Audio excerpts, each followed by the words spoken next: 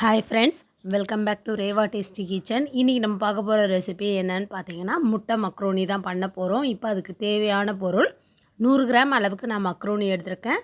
2 பெரிய சைஸ் வெங்காயம் கட் பண்ணி எடுத்திருக்கேன். அது கூட 2 பெரிய சைஸ் தக்காளியும் பொடியாக கட் பண்ணி எடுத்திருக்கேன். 1/2 ஸ்பூன் கரம் மசாலா, 1 ஸ்பூன் தனி மிளகாத்தூள், 2 ஸ்பூன் தனியாத்தூள், 1 கொத்து கருவேப்பிலை, 2 முட்டை, இது கூட 2 துண்டு பட்டை, 2 கிராம்பு, 1 ஏலக்காய், 1 பிரிஞ்சி இலை, 1 ஸ்பூன் அளவுக்கு இஞ்சி பூண்டு பேஸ்ட் எடுத்திருக்கேன். இப்போ ஒரு பவுல் எடுத்து இந்த முட்டையை இதில் உடச்சி ஊற்றி நல்லா பீட் பண்ணி எடுத்துருவோம். நம்ம சேனலை ஃபஸ்ட் டைம் பார்க்குற வியூவர்ஸாக இருந்தால் நம்ம சேனலை மறக்காமல் சப்ஸ்கிரைப் பண்ணிக்கோங்க. அது பக்கத்தில் இருக்க பெல் ஐக்கானை கிளிக் பண்ணிங்கன்னா ஆல்ன்ற ஆப்ஷன் வரும். அதை கிளிக் பண்ணிங்கன்னா நான் தினம் போடுற வீடியோஸ்லாம் உங்களுக்கு நோட்டிஃபிகேஷனோடு வரும். இப்போ இந்த 2 முட்டைக்கு தேவையான அளவுக்கு உப்பை ஆட் பண்ணி இதை நல்லா பீட் பண்ணி எடுத்துருவோம். இப்போ அடுப்பில் நான் ஒரு பாத்திரத்தில் தண்ணி நல்லா ஹீட் பண்ணியிருக்கேன். தண்ணி நல்லா கொதி வர ஆரம்பிச்சிருச்சு. இந்த டைமில் நான் மக்ரோனி இதோடு ஆட் பண்ணிவிட்டு இது கூட 1 ஸ்பூன் அளவுக்கு சமையல் எண்ணெய், இதுக்கு கொஞ்சமாக உப்பு ஆட் பண்ணிக்கோங்க. இது மாதிரி ஆட் பண்ணுறப்ப பார்த்திங்கன்னா மக்ரோனி ஒன்றோடு ஒன்று ஒட்டாமல் நல்லா உதிரி உதிரியாக வரும். 1 நிமிஷத்துக்கு ஒரு முறை இது மாதிரி நல்லா மிக்ஸ் பண்ணி விட்டுருங்க, இல்லைனா அடி பிடிச்சிரும் இது. இப்போ இது நல்லா கொதி வர ஆரம்பிச்சிருச்சு. இந்த டைம் பார்த்திங்கன்னா மக்ரோனி நல்லா வெந்துருச்சு. இப்போ நான் அடுப்பை ஆஃப் பண்ணிவிட்டு இது ஃபில்ட்ரு பண்ணி எடுத்துடுறேன். இப்போ அடுப்பில் நான் ஒரு கடாய் ஹீட் பண்ணியிருக்கேன். இதில் கொஞ்சமாக எண்ணெய் ஆட் பண்ணிவிடுவோம். எண்ணெய் நல்லா ஹீட் ஆக விட்டு தாளிக்க தேவையான பொருளெல்லாம் இதோடு ஆட் பண்ணி இதை நல்லா அந்த வாசனை வர வரைக்கும் நல்லா பொரிய விட்டுடலாம், லோ ஃப்ளேம்லேயே வச்சு. இப்போ இது கூட நான் அந்த வெங்காயத்தை ஆட் பண்ணிடுறேன். நம்ம ப்ளைனாக மக்ரோனி செய்கிறத விட இந்த மாதிரி முட்டை ஆட் பண்ணி செய்கிறப்ப இதோட டேஸ்ட் பார்த்திங்கன்னா ரொம்ப சூப்பராக இருக்கும். நெக்ஸ்ட்டு இது கூட நான் கருவேப்பிலையை ஆட் பண்ணிடுறேன். இது நல்லா செவந்து வர வரைக்கும் இதை நல்லா மிக்ஸ் பண்ணி விட்டுடலாம். நெக்ஸ்ட்டு நான் இது கூட இஞ்சி பூண்டு பேஸ்ட் ஆட் பண்ணிடுறேன். இஞ்சி பூண்டு பேஸ்ட் ஆட் பண்ணிவிட்டு 1 நிமிஷம் போல் நல்லா வதக்கி விட்டுருங்க. அந்த பச்சை வாசனை போகணும்.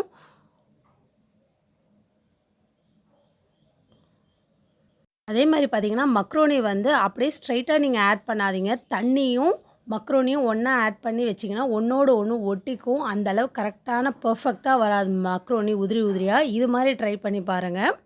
நெக்ஸ்ட்டு நான் இது கூட தக்காளி ஆட் பண்ணிட்டேன். இதுக்கு தேவையான அளவுக்கு உப்பு ஆட் பண்ணி இதை நல்லா நம்ம மிக்ஸ் பண்ணி விட்டுட்டு இதை க்ளோஸ் பண்ணி வைக்கிறேன்.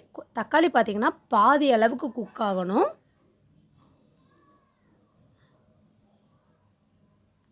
இப்போ பார்த்திங்கன்னா தக்காளி நல்லா பாதி அளவுக்கு குக் ஆக ஆரம்பிச்சிருச்சு. இந்த டைமில் நான் இந்த மசாலாஸ்லாம் ஆட் பண்ணிடலாம். மிளகாத்தூள், தனியாத்தூள், நெக்ஸ்ட்டு இந்த கரம் மசாலாவையும் நான் ஆட் பண்ணிடுறேன். இதை நல்லா மிக்ஸ் பண்ணி விட்டு லோ ஃப்ளேம்லேயே அந்த பச்சை வாசனை போகணும். நம்ம இது கூட தண்ணி எதுவும் ஆட் பண்ண போகிறதில்ல.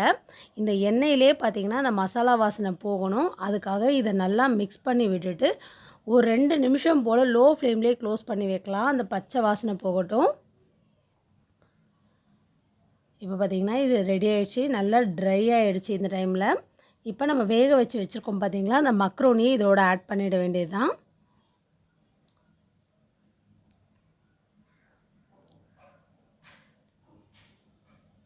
இப்போ இதை நல்லா மிக்ஸ் பண்ணி விட்டுருவோம். உங்கள் ஃப்ரெண்ட்ஸ், ரிலேட்டிவ்ஸ்க்கு யாருக்காவது சமையல் தெரியாத பிகினர்ஸ் இருந்தாங்கன்னா இந்த வீடியோவை அவங்களுக்கு ஷேர் பண்ணுங்கள். இந்த வீடியோ அவங்களுக்கு ரொம்ப யூஸ்ஃபுல்லாக இருக்கும். இப்போ மசாலா எல்லாம் அந்த மக்ரோனியில் செட் ஆகிற அளவுக்கு மிக்ஸ் பண்ணி விட்டுருங்க. இப்போ நம்ம பீட் பண்ணி வச்சுருக்கோம் பார்த்திங்களா, அந்த முட்டையை நல்லா ஃபுல்லாக ஸ்ப்ரெட் ஆகிற மாதிரி ஊற்றிக்கோங்க. இது மாதிரி பீட் பண்ணி ஊற்றுறப்ப நம்ம அந்த மக்ரோனியில் எல்லா இதுலேயுமே அந்த முட்டை ஆட் ஆகும். நீங்கள் அப்படியே ஊற்றுனீங்கன்னா ஒரு சைடு அப்படியே நிற்கும். ஹை ஃப்ளேமில் வச்சு நல்லா கிளறி விட்டுக்கிட்டே இருங்க.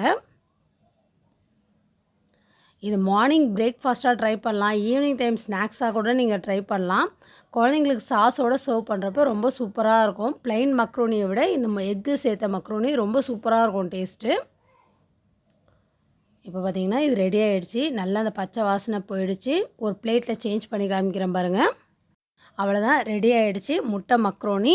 ட்ரை பண்ணி பாருங்கள். ட்ரை பண்ணி பார்த்துட்டு கமெண்ட் பண்ணுங்கள். இந்த வீடியோ உங்களுக்கு பிடிச்சிருந்ததுன்னா லைக் பண்ணுங்கள், ஷேர் பண்ணுங்கள், கமெண்ட் பண்ணுங்கள். மறக்காமல் நம்ம சேனலை சப்ஸ்கிரைப் பண்ணிக்கோங்க. தேங்க்யூ.